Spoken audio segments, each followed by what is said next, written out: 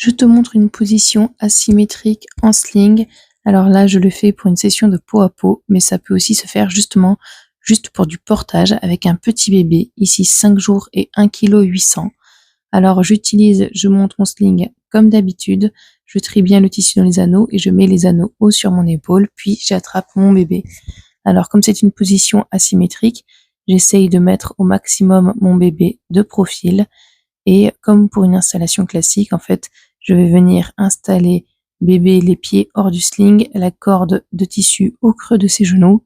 Et là, je tourne bébé pour vraiment essayer de le mettre le plus de profil. Pendant tout ce temps, je soutiens bien sa base et j'essaie de favoriser son enroulement. Comme la position est asymétrique, bien entendu, il y aura un genou plus haut que l'autre, une jambe plus basse. Et tu vois bien qu'à chaque fois que je dois repositionner mon bébé, je mets de la gravité en fait en me penchant, en penchant le haut de mon corps afin d'aider bébé à se repositionner sans avoir à tirer sur son corps. C'est juste, je viens soutenir et je me redresse. C'est plus doux pour mettre bébé dans la bonne position.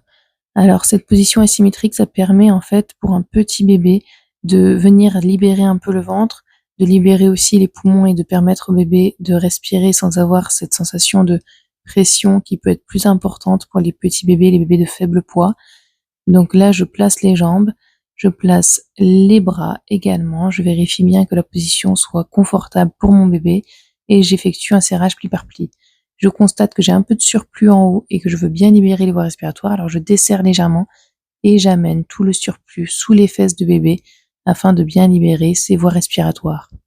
Cette position asymétrique permet de bien soutenir le dos à la verticale, mais aussi de ne pas avoir à tourner la tête du bébé. La tête reste donc dans l'axe de la colonne vertébrale et on voit bien le visage du bébé, donc ça permet de le monitorer vraiment facilement pour voir comment va bébé.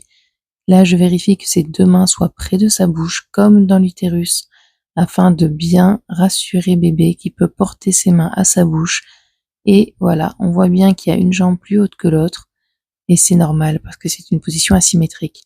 Je dois pouvoir passer un doigt dans l'ourlet supérieur et l'ourlet inférieur afin de vérifier que ce ne soit pas trop serré. Et voilà.